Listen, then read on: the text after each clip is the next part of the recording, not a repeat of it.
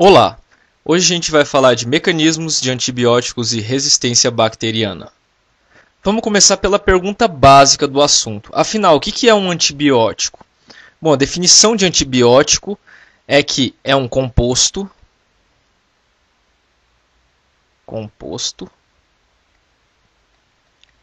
produzido por um micro-organismo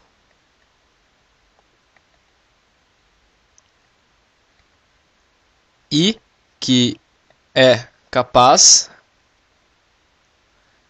de matar ou inibir o crescimento de outros micro-organismos. Como exemplo clássico, você provavelmente já deve ter ouvido falar da penicilina, que é produzida por aquele fungo do gênero Penicillium. Penicilina. Ao longo do vídeo, a gente vai focar aqui basicamente nos antibacterianos, que é um tipo de antibiótico. Bom, existem basicamente dois tipos de antibacterianos. Quais são eles? São os bactericidas, vamos colocar aqui de amarelinho para destacar. São os bactericidas e os bacteriostáticos. Qual que é a diferença entre eles? Bactericidas, ó, sufixo aqui já diz, eles matam bactérias. A gente tem aí como exemplo penicilina, cefalosporina e etc. Bacteriostáticos. O radical aí já mostra, radical não, sufixo no caso. Eles impedem o crescimento e multiplicação da bactéria.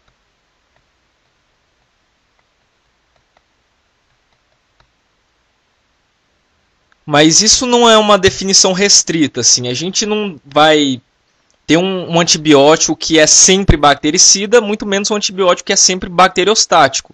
Isso depende da concentração, depende do micro-organismo que vai ser afetado também. Então, dependendo dessas variáveis aí, você vai ter um antibiótico que pode ser bactericida ou bacteriostático. Como que a gente classifica os antibióticos? Para ficar mais didático, a gente classifica eles com base no local de atuação do antibiótico. E existem basicamente 3 locais de atuação. Existe um quarto local, que é na membrana plasmática, mas isso fica para uma outra oportunidade, porque senão o vídeo vai se estender demais. Existem antibióticos que atuam na parede celular, antibióticos que atuam na síntese proteica e antibióticos que atuam na síntese de ácidos nucleicos, por exemplo, RNA e DNA. Vamos falar de cada um desses tipos de antibiótico. Quanto aos antibióticos que atuam ali a nível da síntese de parede celular, temos basicamente 2 tipos, resumindo aí. Os beta-lactâmicos e os glicopeptídeos. Vamos começar aqui falando um pouco dos beta-lactâmicos, que são muito importantes. Bom, na categoria de beta-lactâmicos a gente tem 2 fortes representantes, que é a penicilina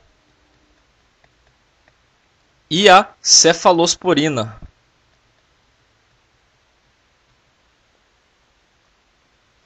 E como que os beta-lactâmicos eles atuam? Eles atuam ali se ligando a uma proteína chamada PBP, que é a proteína ligante de penicilina, que é uma proteína que atua ali tanto como pode atuar como transpeptidase, transglicosidase, carboxipeptidase.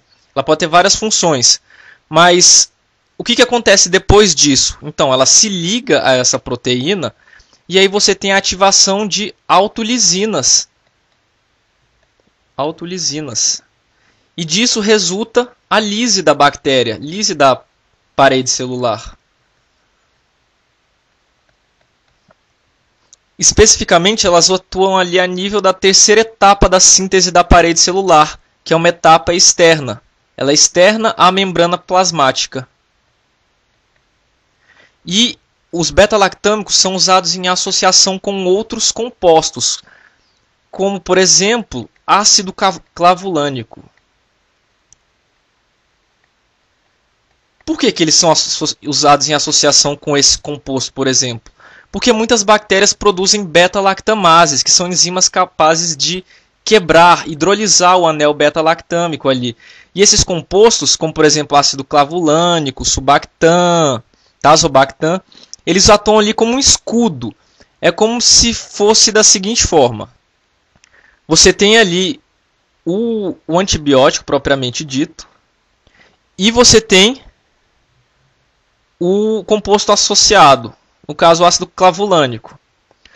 O ácido clavulânico é usado como se fosse um escudo.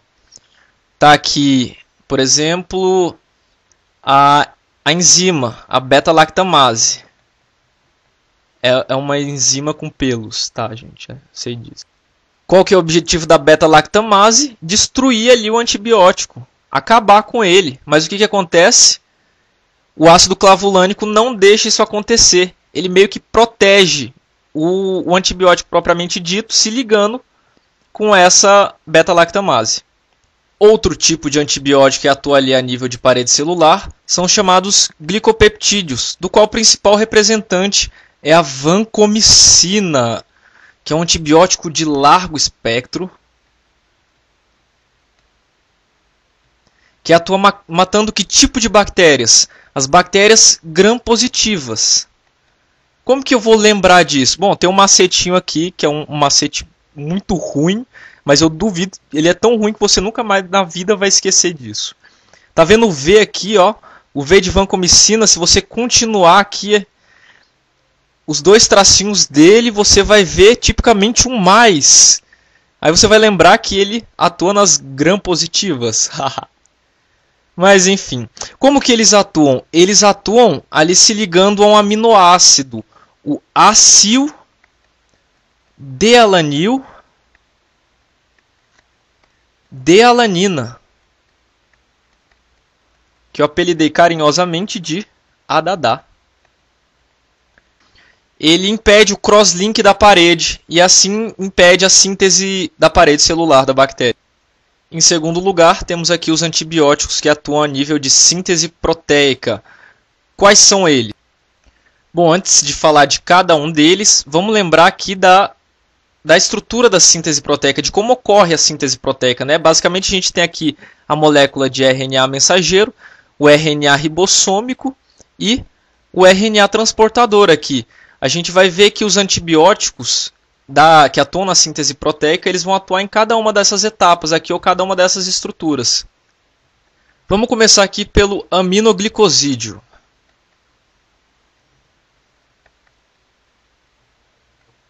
Onde que o aminoglicosídeo atua? Ele atua aqui, ó, na subunidade 30S. Ele atua de duas formas. Primeiro, ele atua impede acoplamento.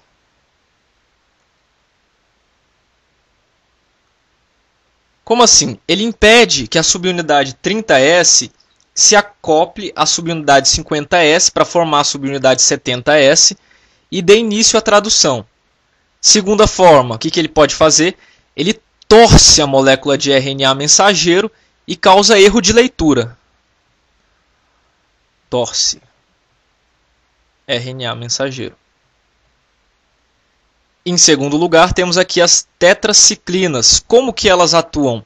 Ó, o nome já dá a dica. Primeira letra, T.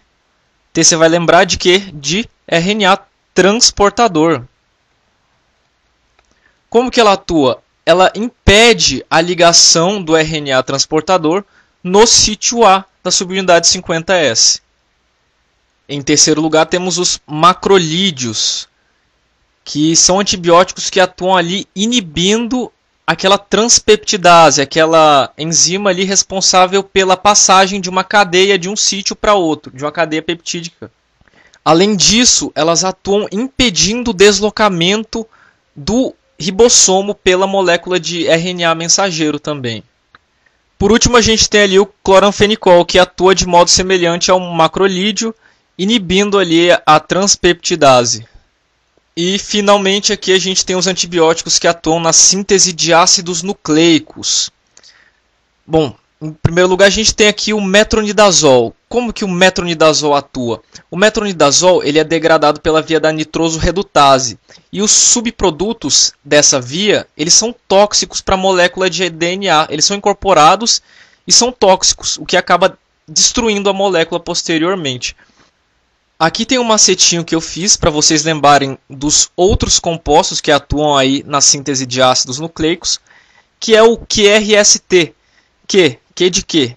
Quinolona. R de quê? R de rifamicina. S de sulfonamida. E T de trimetropin. Vamos falar um pouco de cada um desses antibióticos. Começando pela quinolona. Como que a quinolona atua? A quinolona ela atua ali inibindo uma enzima chamada DNA girase. Ela é importante para a formação da estrutura helicoidal da molécula de DNA. A rifamicina, cujo principal antibiótico representante tem um nome parecido, que é a rifampicina, ela atua ali a nível de RNA polimerase. Olha aqui, ó, só lembrar da primeira letra também. Ela atua inibindo a RNA polimerase. E por último aqui a sulfonamida e o trimetropin, eles atuam na via do PABA. É uma via que vai resultar em formação de ácido tetrahidrofólico, e esse ácido tetrahidrofólico vai ser importante para a síntese de purinas e de outros componentes dos ácidos nucleicos. Só uma informação adicional aqui, a sulfonamida ela atua na primeira via da reação da síntese do PABA, que é a reação que ocorre terceira de ácido dihidropteróico.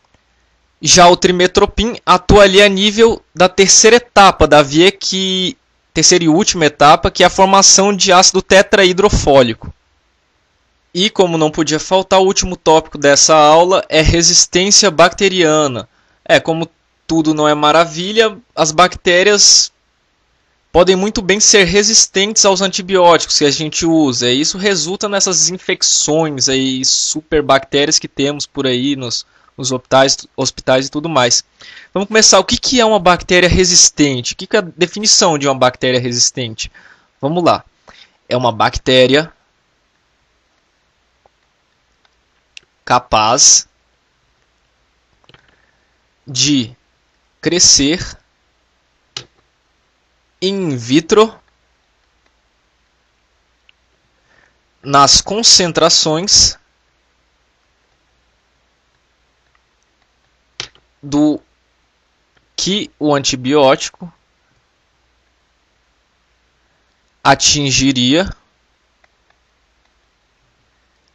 no sangue quando administrado. Opa, tem uma perninha a mais. Administrado por via oral no ser humano. Existem dois tipos de resistência bacteriana. Resistência natural, ou seja, aquela resistência que é inerente à bactéria. Como, por exemplo, lembra lá da vancomicina? Elas só conseguem atuar nas gram-positivo. E as gram-negativo têm uma resistência natural à vancomicina. Já a resistência adquirida é aquela adquirida por via, por exemplo, de plasmídio,